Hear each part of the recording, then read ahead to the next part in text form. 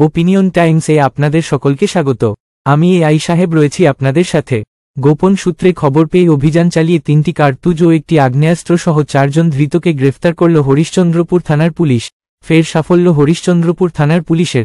সোমবার গভীর রাতে হরিশ্চন্দ্রপুর থানার অন্তর্গত ভালুকাবাদ রোড এলাকায় নাকা চেকপয়েন্টে পুলিশি টহল চলাকালীন মানিকচকের দিক থেকে আগত 2টি মোটর বাইককে সন্দেহজনক হলে আটক করে পুলিশ। 2 বাইকে ছিলেন 4 জন যুবক। তারপরই তাদের জিজ্ঞাসাবাদ করলে তাদের কাছ থেকে উদ্ধার হয়েছে 3টি কার্তুজ এবং একটি আগ্নেয়াস্ত্র। ধৃতদের নাম মোহাম্মদ আলী, আজিজুর রহমান, সাকিব হোসেন, শেখ এজাবুল।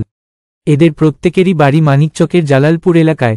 প্রাথমিক জেরায় জানা গেছে তারা ডাকাতির উদ্দেশ্যে এসেছিল এই এলাকায়। 7 দিনের হেফাজত চেয়ে ধৃতদের মঙ্গলবার চাচলো মহকুমা আদালতে পেশ করা হয়। হরিশ্চন্দ্রপুর থানার আইসি মনোজিৎ সরকার বলেন, ধৃতদের আজ চাচলো মহকুমা আদালতে পেশ করা হয়েছে।